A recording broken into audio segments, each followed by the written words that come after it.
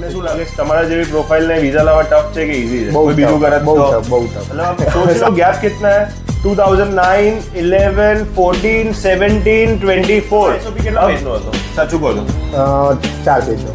4 પેજનો. હવે તમારી એજ કેટલી છે બરોબર? 30. એટલે that too for a Schengen country, that's Hungary, a student visa. તો મજા આવી અને ઓલ ધ બેસ્ટ. હવે હોપફુલી યુરોપમાં મળશું. Last time good morning, this is Rahul from golden future. मेरे साथ है गौरव. This is the most interesting case for a visa, that too for a Schengen country, that's Hungary, a student visa.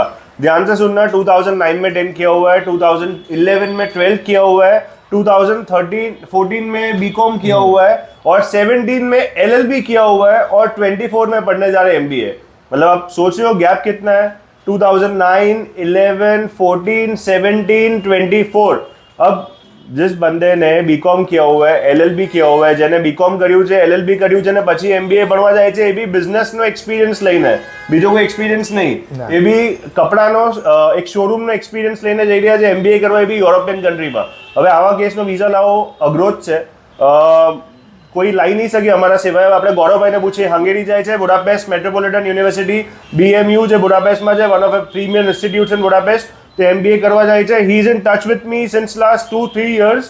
એમના friend Abhishekbhai છે, અહીંયાથી Paris ગયા છે. એમના હજુ એક ફ્રેન્ડ છે નિસર્ગભાઈ, જેની ફાઇલ ચાલી રહી છે. અનફોર્ચ્યુનેટલી ફ્રાન્સમાં રિજેક્ટ થયા હતા, પણ હવે એમની માટે અમે લોકો અધર ઓપ્શન્સ ગોતી રહ્યા છે.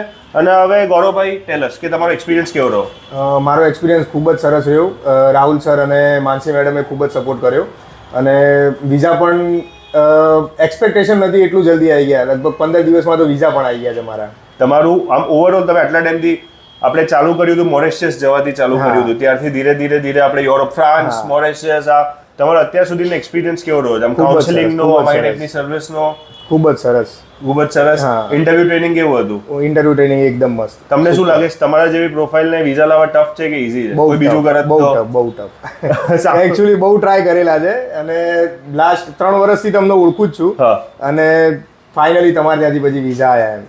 Thank you. અને તમે જોઈ શકો છો કે આ વિઝા કોપી છે, તમે આ જોઈ લો. ઇટ્સ અ સ્ટુડન્ટ વિઝા, હંગેરીના છે. અને આ કેસ મને પોતે બહુ ગમ્યું, કેમ કે જે માણસે યુઝ્યુઅલી ડબલ માસ્ટર્સ માટે છે ને જવું બહુ ડિફિકલ્ટ છે. એ તો ડબલ બેચલર્સ પછી માસ્ટર્સ, એટલે કોઈ બી એમ્બેસીને એવું લાગે કે આ ભણવા નહીં, કામ કરવા જ જાય છે. છતાં બી આપણે બહુ સારી રીતે પ્રૂવ કર્યું. તમારા એસઓપી કેટલા પેજનો હતો? સાચું કહો છો? 4 પેજનો. 4 પેજનો. લોકો એસઓપી એક પેજનો બનાવે છે, 4 પેજનો એસઓપી હતો. તમારી અહીંયા જે ફાઇલ પ્રેઝન્ટેશન થઈ હતી કેટલી જાડી હતી? ખાસી જાડી હતી. મેં ફાઇલ એમને ડિસ્પેચ થઈ ગઈ, આ એની પહેલા મેં જોઈ હતી. એટલે ઘણા બધા અમે ડોક્યુમેન્ટ્સ પ્રૂવ કર્યા, આપ્યા. અને બીજી વાત કે એ મેરિટ છે, એટલે તમે સમજો કે અમે ફોર્મમાં દેખાડ્યું બી હતું કે મેરિટ છે અને પછી એ ભણવા જઈ રહ્યા છે. લોકોને એવું છે, ઘણા લોકો બિચારા યુકે જતા રહે છે અને ફોર્મમાં સિંગલ એમના એજન્ટ સ્ટિક કરે છે. ત્યાં જઈને જ્યારે વાઈફને બોલાવો હોય ત્યારે પ્રોબ્લેમ આવે છે. આપણે મેરિટ જ દેખાડ્યું હતું, આખી સ્ટોરી જ એમની બનાવી હતી. આટલી એજ બાબત, તમારી એજ કેટલી છે ગૌરવભાઈ? 30. એટલે student visa at the age of 30, that to for a Hungary with almost first bachelor પત્યું ને અત્યારે 9 વર્ષનો ગેપ છે. એટલે મને આ કેસ કરવા બહુ મજા આવી અને ઓલ ધ બેસ્ટ. હવે હોપફુલી યુરોપમાં મળશું. લાસ્ટ ટાઈમ ફ્રાન્સ હતો તો એમના બેસ્ટ ફ્રેન્ડ છે અને અભિષેકભાઈ મળ્યા હતા, એ સમય ત્યાં મળ્યા હતા, હેંગ આઉટ કર્યું હતું. હવે જ્યારે હંગેરી બુડાપેસ્ટ છે તમારી જોડે કરીશ. Thank you. એન્જોય કરો. Have a great time in Hungary. Thank you guys.